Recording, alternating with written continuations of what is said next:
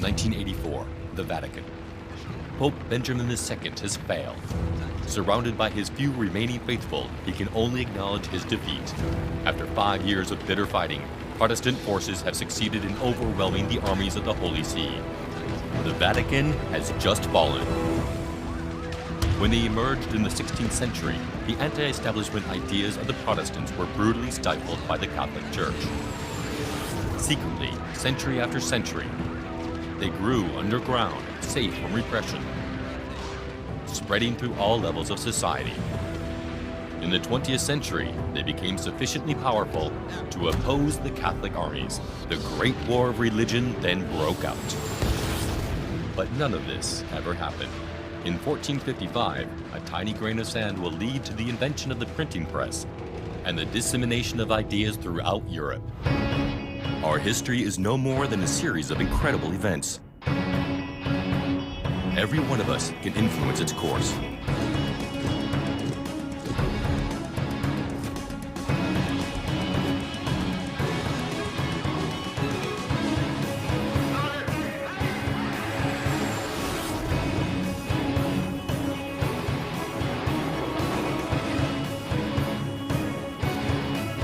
The most infinitesimal of our decisions can influence the future of humanity. To know the past is to foresee the future.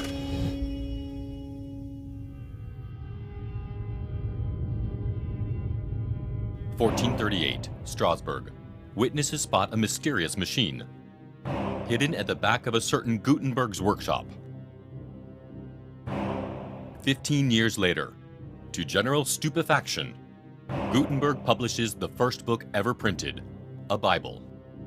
1517, Martin Luther produces a mass printing of his 95 Theses, denouncing the excesses of the Catholic Church. These three intimately connected events are key moments in the birth and then the development of the printing press. It will revolutionize European society.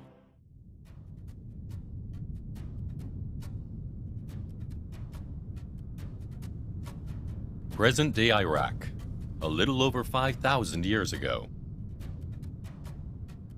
In this vast, fertile territory, humanity is on the point of entering a new age. They have just invented writing. This revolution is driven by necessity. The appearance of the first cities forces the people to manage their food stocks, settle conflicts. Writing allows them to keep a note of exchanges, to record events. Humanity is writing itself into history. From the 3rd millennium BC, all the great cultures of the Middle East adopted some system of writing. At first, this is only a few signs or symbols. Then the systems diversify according to the writing medium used. In Mesopotamia, scribes punched clay tablets.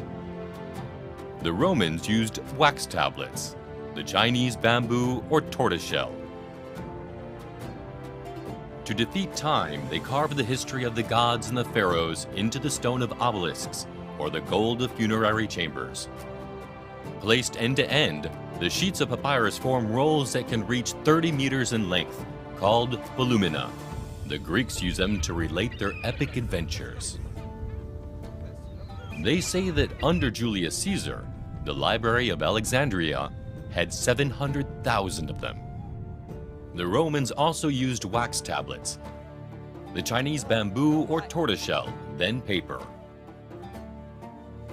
The invention of the sturdy parchment, made of skin and not vegetable, enables better conservation of writings. The codex is soon preferred over the voluminous scrolls. Forerunner of the book, it introduces the notion of pages that need to be turned.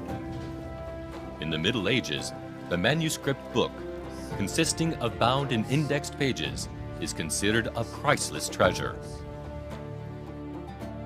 In scriptoria scattered across Europe, armies of monk copyists reproduce not only biblical text, but also the ancient works of Plato, Aristophanes, and Hippocrates, letter by letter.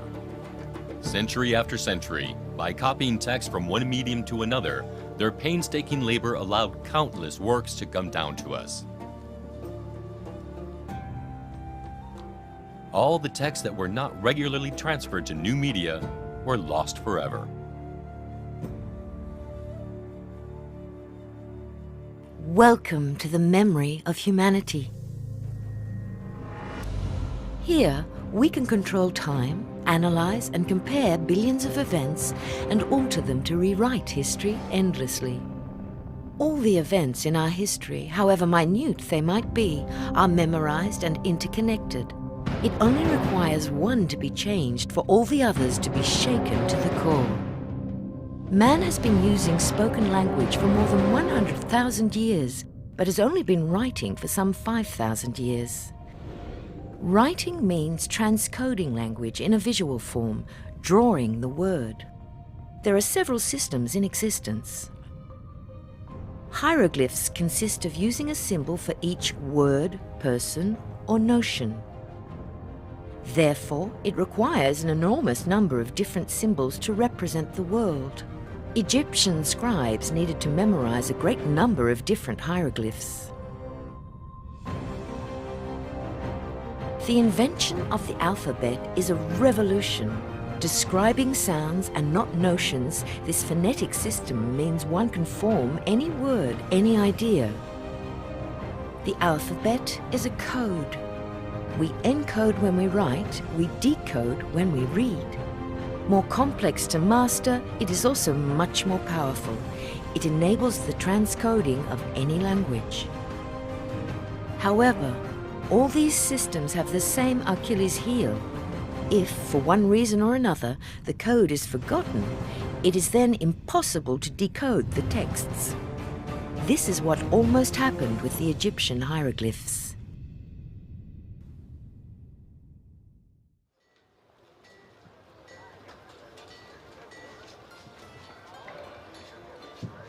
Mainz, 1450. Johann Gensfleisch, known as Gutenberg, has a meeting with a businessman. Although from a wealthy family, he needs funds to complete his grand project, which is a jealously guarded secret. He doesn't know it yet, but he is about to turn history upside down. Gutenberg was born around 1400 in the small town of Mainz in the Holy Roman Empire. His father is one of the town's leaders, so his family is secure from want. But Gutenberg is not a man to be contented with a private income. Obsessed by engineering and mechanics, he loves manual activities and crafts. Perfecting mechanisms and new designs seem to particularly stimulate his inventive spirit. In 1428, he leaves Mainz for Strasbourg. He quickly finds associates to develop several small, profitable businesses. All these very different experiments provide him with a sound knowledge of working gold and metal. But hidden away at the back of his workshop, he keeps his secret project to himself. However, one day, some people claim to have spotted a sort of machine. They describe something technical, made of metal that can be taken apart. Apparently, it is driven by a press. The inventor quickly shrouds himself in mystery. There's no point in having ideas if others steal them from you. But Gutenberg cannot carry the project by himself. He needs help, and above all, money.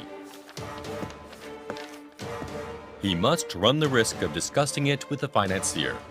He turns to his associates, among whom Andreas Dratzen, who dies before he was able to see the completed work, but not before having invested a large sum of money in it. The dead man's brothers immediately tried to seize the precious machine, bringing a lawsuit against Gutenberg.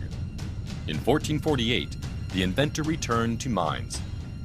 For the work is not finished. Everything remains to be done. Gutenberg, an excellent engineer, needs craftsmen, experts in their fields. More seriously, materials cost a fortune. At the time, paper itself is a rare commodity. He needs fresh money. So he takes the risk of presenting the idea to a second person, Johann Fust. The businessman believes in the project. He decides to back Gutenberg, who immediately gets back to the task. The development of the first printing press with movable letters.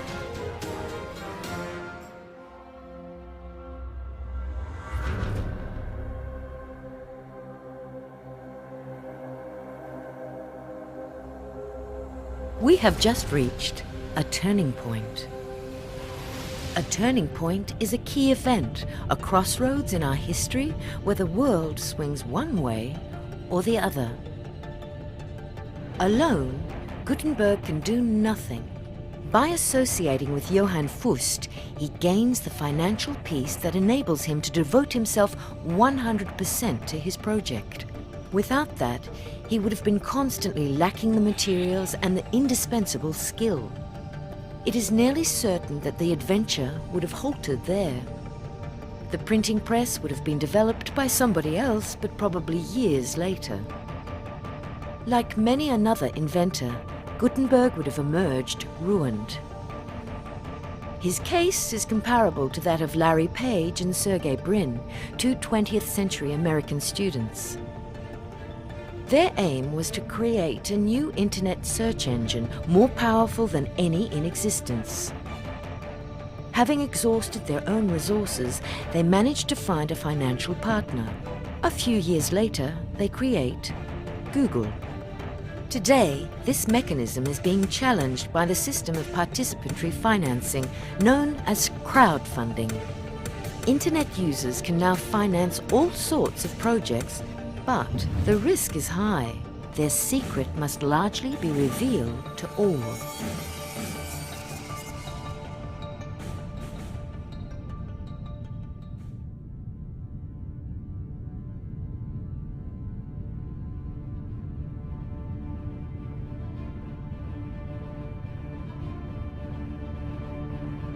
The work begins with the meticulous carving of a letter imitating the writing of the period. Once hardened, it becomes a highly resistant steel punch. When hammered into a softer copper matrix, the punch creates a character in relief. This is then placed in a mold into which is poured a very precise alloy of lead, tin, and antimony. When repeated, this operation is able to produce thousands of identical characters. We then move to the next stage, composition of the page. The characters are set out, one by one, line by line, to form words, sentences, paragraphs. Spaces are carefully calculated so that each line finishes exactly at the edge of the column. The frame is then bolted. The characters coated with a black, greasy ink, skillfully blended to be neither too liquid nor too sticky. A sheet of damp paper is then placed on the characters beneath a press. All that remains is to work the arm. It's as simple as that, but somebody had to think of it. In a few hours, two craftsmen complete a task that would have taken a monk copyist several weeks to do. A revolution. And yet, Gutenberg invented nothing. The press was already used in winemaking, alloys and molds in goldsmith work, while movable characters already existed in Asia. Gutenberg's genius was to bring all these elements together, divert them from their original use, improve them, and orchestrate them like a musical conductor. He is the originator of a process, certainly the most important of the whole millennium, mass printing. Gutenberg not only set up the entire production method, but he also applied it to an economic model, production of cheap books rapidly and in quantity. And for this, we can say that Gutenberg was a visionary. And this vision will be crowned with success. In 1454, after 21 months of production, a masterpiece emerges from the Fust-Gutenberg workshops. The Bible, known as the Gutenberg Bible, is the first printed book in history. The 180 copies of the edition are said to have required 232,000 pressings. and the print quality is so perfect that it still amazes today. To invent. An invention is a long process relying upon the research and progress of other people. This long work always starts with a series of setbacks that hamper motivation and sow doubts. Then, logically, if you haven't given up, you begin to see the first halting, fragile results. By perfecting the method, polishing it, you may then manage to adapt the invention for the market. It is often only at this stage that you know if the initial idea was a good one, if all the effort was in vain or not. It all starts from an idea, an intuition, a vision. Gutenberg imagined more than a machine. He saw a global concept that would democratize reading. In the 20th century, Steve Jobs didn't merely solder components together. He imagined a world where every home would have a computer that was both friendly and instinctive to use. Today, Elon Musk, head of Tesla Motors and SpaceX, is inspired by a vision of a future world directed towards progress and sustainable development. Our world will always need visionaries.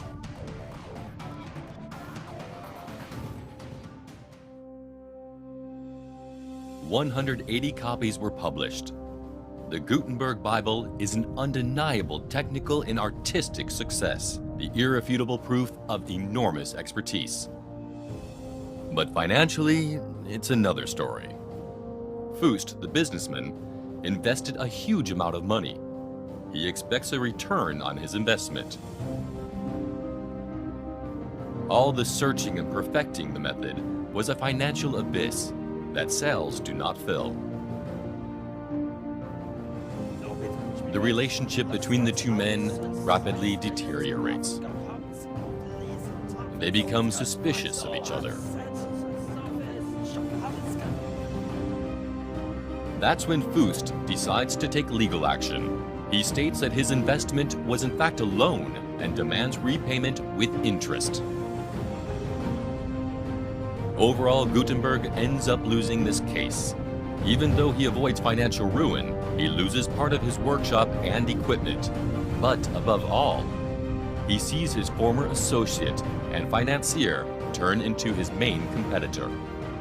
Because Fust, although chastened by the Gutenberg adventure, has no intention of abandoning printing, which he knows is revolutionary and promising. More seriously, he forms a new association with the inventor's former apprentice, the talented Peter Schoeffer. It's a harsh blow. However, Gutenberg will continue his work. For him, quantity comes before quality. The revolution is underway. The printing press will take off and conquer the whole of Europe. In the 15th century alone, 15 million copies will come off the presses. In the following century, it's 100 million. Although the first printed book was a Bible, this new technology will win over everyone, including anti-establishment minds. In 1517, Martin Luther publishes his 95 Theses denouncing the abuses and deviations of the Catholic Church. He is not the first to ideologically oppose the Holy See, but clearly the first to take advantage of mass production printing. More than 300,000 copies of his writings will be disseminated in this way. His ideas will spread across Europe like a trail of gunpowder. This is the origin of the Reformation, of the birth of Protestantism, that will change the face of Europe.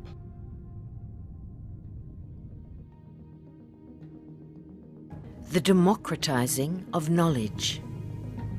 The printing of thousands of books will automatically reduce their price.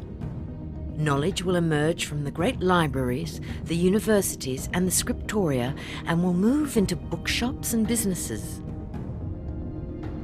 The major beneficiary is the Church, which discovers an excellent way of spreading the gospel on a wider scale.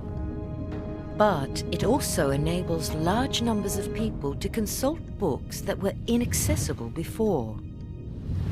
A critical mind is born.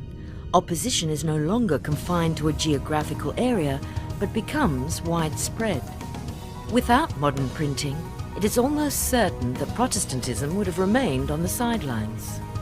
Our internet plays the same role today. New ideas flash across the globe at lightning speed and are reproduced in infinite numbers. The walls of our world are suddenly torn down. The wind of renewal and knowledge born in the 15th century is again blowing in the 20th, and does not seem about to die down.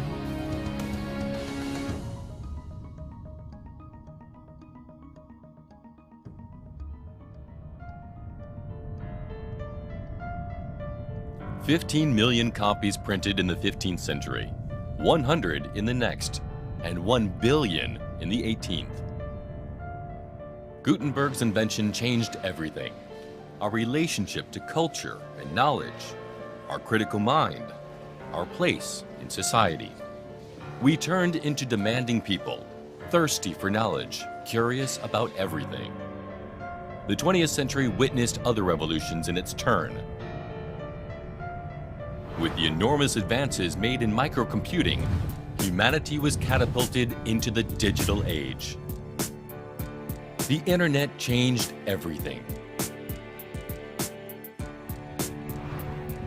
We now live in a world where the lightning evolution of communications terminals and the proliferation of networks are such that exchanges have become instantaneous.